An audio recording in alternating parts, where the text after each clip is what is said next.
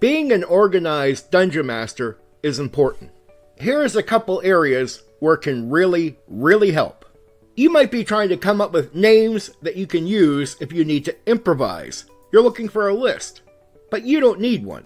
You can make one. But I want you to start simple. I want you, on your own, to come up with 5 male names and 5 female names. Random names that can work in your game that don't contradict the setting. That will be the start of your list. When you use one of those names, after that session, you're going to put that name on a new list, one that goes with your original. And that list will be names used times 1. If you use that name again, you start a new list. This will allow you to track how many times you've used a name, so you know what's fresh and what you've used often or used rarely. Improvising is an important part of the game, and coming up with a name for a non-player character on the spot can be challenging. The process here gives you names to work with and lets you know how often you're using them so it doesn't become foolish. You are going to need random encounters.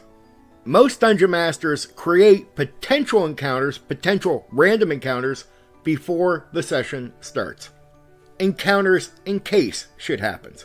I want you to do the same, and every time you make one of these random encounters, I want you to add some information. What the setting is for the game for that encounter, and what characters is the encounter made for. Like, what is the makeup of the group? I want you to package all those encounters together, 3, 4, 5, whatever you need for your upcoming adventure or campaign. Every time you use one, you replace it.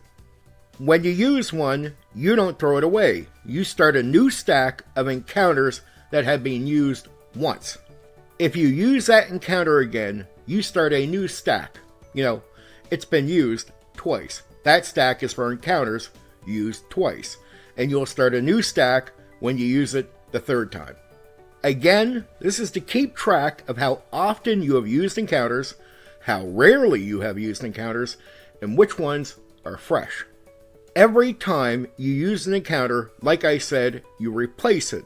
When you start a new campaign in a new setting, well, you see which ones work for that setting, separate any that don't, and you start new ones, right? You want to get back up to that same number 4, 5, or 6 encounters already ready to go at any time for wherever the characters are at. And this is also going to be done if you take characters that are already in a campaign, but they're going to a new area. If some of the encounters that you already made don't fit, all right, they got to be put aside for now, and you got to make new encounters. And you start the process once again. Over time, it will be easy on you as you have a stack of encounters already ready to go, no matter what, on the spot at any time. A lot of DMs forget to do this. They forget the idea that things stack up over time. You don't always need a giant list or tables to use for random encounters. You can randomly pick what monsters you would like to throw in randomly on your own outside of that pressure. Not that I frown at using tables, I'm just saying. Okay, for now, take care.